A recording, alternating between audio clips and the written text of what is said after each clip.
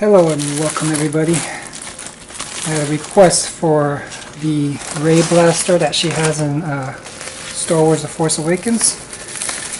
So I thought the best way to do it, because I'm not very good at making guns from scratch, is to buy the Nerf Gun version of it and, you know, change up the paint, make some modifications if I need to.